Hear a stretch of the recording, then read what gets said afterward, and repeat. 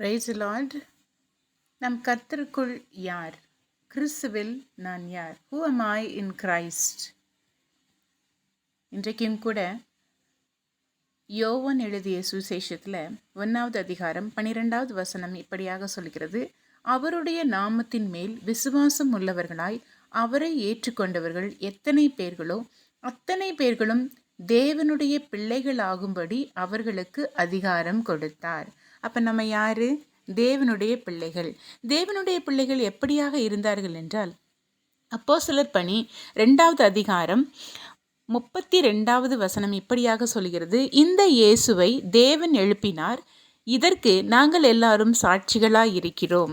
அப்போஸ்தலர் பணி 3:15 இப்படியாக சொல்கிறது, ஜீவாதிபதியை கொலை செய்தீர்கள், அவரை தேவன் மரித்தோரிலிருந்து எழுப்பினார், அதற்கு நாங்கள் சாட்சிகளாக இருக்கிறோம். இப்படி நீங்கள் அப்போஸ்தலர் பணி நீங்கள் படித்து பார்த்தீங்கன்னா தெரியும், அநேக இடங்களில் அப்போஸ்தலர்கள் சாட்சிகளாய் வாழ்கிறார்கள்.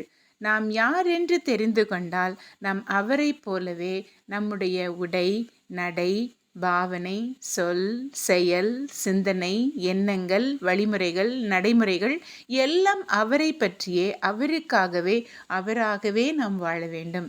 இதைத்தான் கிறிஸ்து நம்மிடத்திலிருந்து எதிர்பார்க்கிறார்.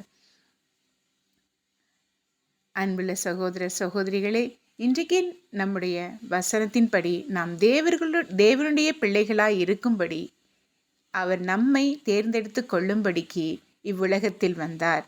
ஆதலால் நாம் அவர்களுடைய பிள்ளைகளாய் இருக்கும் பொழுது அவருக்கு சாட்சிகளாய் இருக்க கர்த்தர் நம்மை தேடுகிறார். God bless you.